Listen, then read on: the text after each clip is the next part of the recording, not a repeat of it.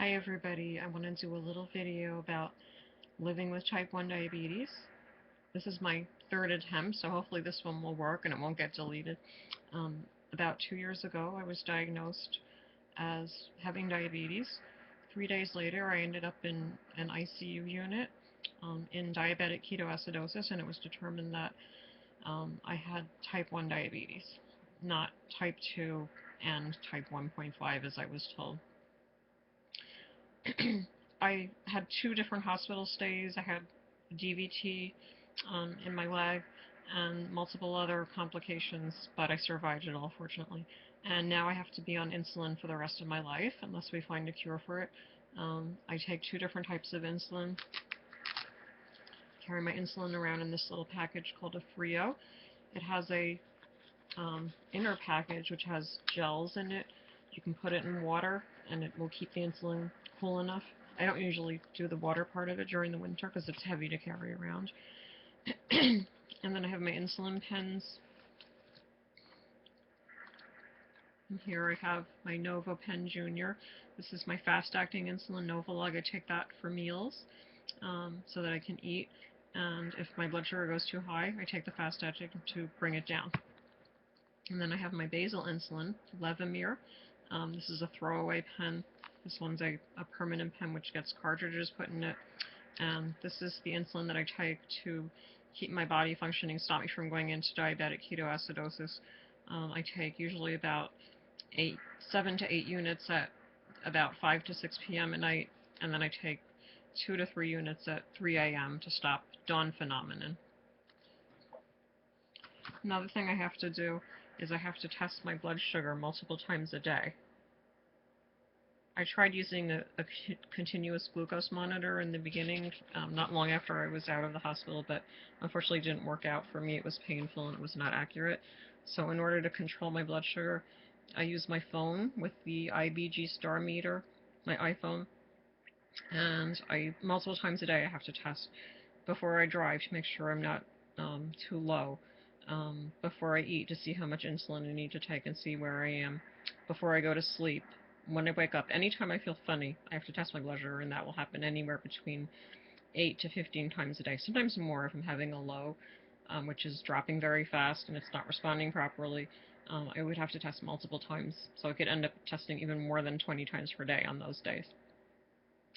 You can see on here, the reading goes directly into the phone, and then you have this app in your phone, which you can see the blood glucose level. This was 129. This is my after dinner reading, which is a little bit high.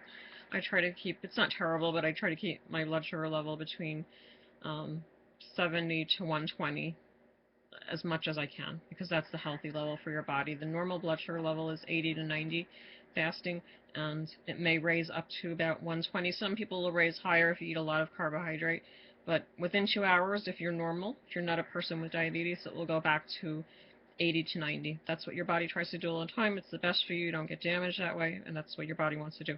When you have type 1 diabetes, you don't have that regulation anymore. In type 1 diabetes, which is an autoimmune condition, the beta cells in the pancreas are attacked. They're killed off mistakenly by T cells, and eventually they get killed off to the level where you don't have insulin anymore and you can't survive. You go into diabetic ketoacidosis and you will die if you don't get put on insulin at that point. So when I test my blood sugar, I usually keep this in my purse. It's nice and lightweight, but it can fall off. So after keeping it on the phone and losing it or getting it damaged, I eventually just put it in the purse. But when I want to test it, I'll just put it in here, rest it on somewhere, and then I get my little kit. I carry this everywhere with me in my purse also. This is the IBG Star kit that comes with the meter.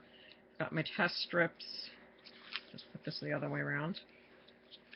Little bottle of 50 test strips, the lancing device, an extra lancing device, and then lancets in there. So what I will do is I will try to wash my hands with soap and warm water to get the blood flowing. If I absolutely, or I lick my finger, I prefer to lick my finger than use alcohol because that dries out your skin, and they told me, someone in the hospital said, don't use alcohol on your fingers because you have to do this all the time and your finger's going to get dried out and calloused. So you take So I don't usually even take the container out, but this is the container of the test strips. They're in this little bottle to keep them fresh. Take one out. I try not to touch the top. I try to kind of get it out by the middle.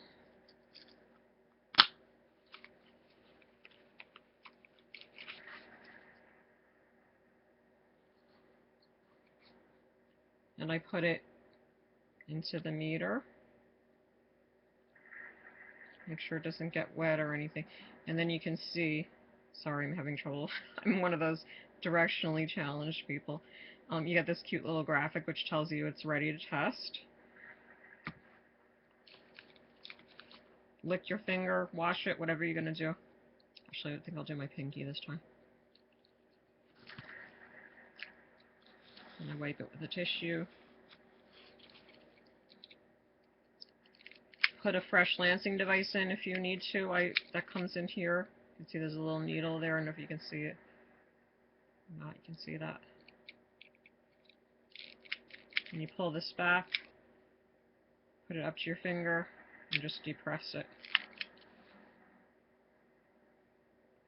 You can see I'm going to squeeze, and I'm going to get some blood coming out. I do the sides of my fingers a lot of the time. Less painful usually, just depends. I mean, the pain could vary. And then put the strip to the blood. Usually wait for the second blood drop. And then you can see we're going to get a reading here. And we got 134. So I've gone up. That 129 I did on my last video, which was about 10 minutes ago, which means my blood sugar is going up now. So it's getting to a point where it's a little high. We try not to go over 140 if possible. I ate a relatively low-carb meal that's a little bit higher than I normally eat, but I've been having a lot of lows lately, so I've increased my carb intake. And I know now that I need to do a little bit of a correction because it's getting close to my next basal shot and my blood sugar is going up. So I'm going to do a half unit correction. Now sometimes what I will do is I will use syringes at the end of my pens. There's a little bit of insulin, usually like 10 units, quite a lot actually, gets left in here which won't come out using the pens. So then I will use a syringe. And I've got one ready with the correction. Now I've decided I'm going to take a full unit because I know my blood sugar is probably going to go up. I know from experience. Although a lot of the time I think I know and then it does the exact opposite of what I think it's going to do, which is not fun at all, believe me.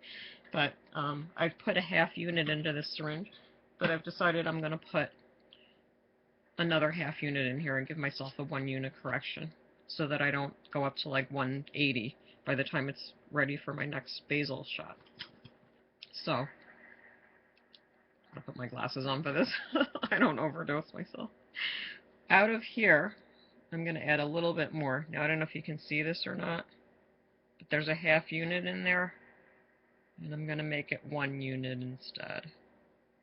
There we go. So we've got 1 unit. You can see the needle. And then I'm going to take cotton ball,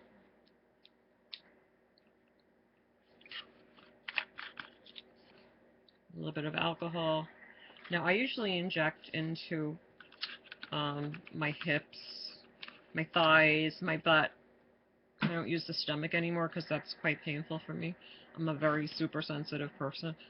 But what I'm going to do, I'm just going to inject this. I don't know if you can see this or not. I'll do another video so you can see. It's not that bad. Sometimes it could be quite painful for me. Most people wouldn't even feel anything. Most of the time I can't even feel anything, though, to be honest. The syringes are less painful than the pen. Injected it, cleaned it off, and I clean off my needle because I will reuse syringes. Obviously, I never share them with anybody else, just for me and my insulin. But I try to reuse a syringe maybe like 2 or 3 times. And most of the time when I'm using a syringe, I'm using it to transfer insulin from one area to another. With my permanent pen, I used to do that a lot. And I'll just use the syringe for that. I don't usually use it for injecting that much. You put a little cap on the end, keeps it all clean, and then I'll keep that in my little pouch or, you know, by my bedside or wherever I need to have it. I have them all over the place. Another thing that I have to do is I have to carry sugar everywhere with me, because one thing that can happen when you're on insulin is you can have low blood sugar events, which I have. Um, they're very frightening a lot of times. Sometimes they're not too bad, but sometimes they can be really very scary. So I have to carry liquid sugar and candy, glucose tabs. And when my blood sugar goes to, say, around 70, if I feel like it's dropping, I will take something then. The idea is not to let it get too low. Fortunately, I usually have some type of a warning when it's getting really low, and I know sometimes if I'm concentrating on things too much, I might get a little bit distracted, and then all of a sudden, wham, it hits me, and I'm like, oh my god, I'm like really low now. Liquid is usually better. It works faster.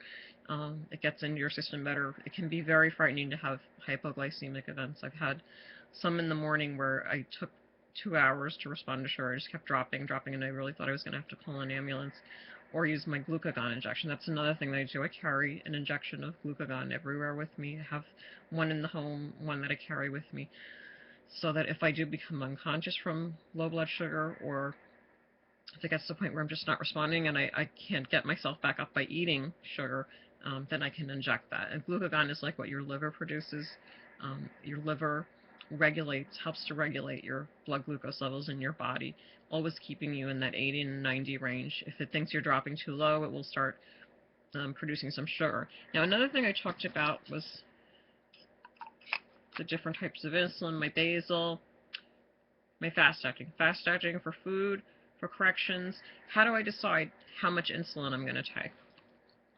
Well, let's look at it. That's very variable for everybody. Everybody is very different. Everybody has different insulin sensitivities. Depends what type of diabetes you have. Do you have type 1 where you have insulin deficiency? Do you have type 2 where you're dealing a lot of the time dealing with insulin resistance, although at the end of type 2, when it gets worse, you stop producing enough insulin for that. It's a totally different ballgame with that. How do I decide what I'm going to take? Well, it's a learning experience. When you go on insulin, you have to try it and see what happens. Now, my pre-dinner blood glucose level was 96. That was after I was teaching and I had been doing some activity. So I know for me, a lot of the time I will take 1 unit of insulin per 10 carbohydrates that I eat. That could vary throughout the day. In the morning, usually I will need more insulin because we have something called dawn phenomenon, or in the morning when I get up because I'm nocturnal. And it could really vary from day to day. There'll be some days where I need a lot less insulin, some days where I need a lot more, because there are a lot of things that affect your insulin needs, not just what you're eating, not just your carbohydrate level, it's your activity level, it's your, are you getting sick, what is going on in your body, because we need insulin to function constantly. We need insulin to breathe, for cellular functions, to think, for, all sorts of things, not just for when we eat food. So I ended up I ate, you can see in this little program, I ate 35 grams of carbohydrate, and I took, I took 5 units of insulin. I will take usually 1 to 10, sometimes like 1 to 15, 1 to 20, and then I add some in for the size of the meal, the fat I'm eating, and the protein, because those also metabolize over time and they turn into glucose and they can raise your blood sugar level also. So it's a complicated process. Every day is different. You really never know for sure. A lot of time it just feels like a crapshoot, to be honest with you. It's not an exact science by any means. If you think about, injecting insulin into your body as opposed to what your pancreas normally does, normally shoots out tiny amounts of insulin, as you're eating, as you're functioning, as you're doing things. It's something that you don't even have to think about. Everybody takes this for granted. You can pretty much just eat and not worry about all these things. I have to think about this constantly. When I drive, before I drive, I have to test my blood sugar to make sure it's not in the lowish range, because obviously hypoglycemia can be very dangerous. You can't drive, if you're going to have very low blood sugar, because you could pass out or have, horrible results from that. So this is what I live with 24/7. I will be on insulin for the rest of my life. And hopefully over time, it's been almost 2 years now, and it is very exhausting, physically and mentally exhausting disease, but I am still hopeful that, one day there will be a lot better treatments than we have. For me personally, I can't use a pump. or a continuous glucose monitor. I'm hoping they're going to get some better treatments for me and cures, real cures, because being on insulin is not a cure by any means. You know, it's very difficult. It's dangerous. Being on insulin is very dangerous, and if I had my choice, believe me, I would not be on it, but I have to do it to survive. Take care.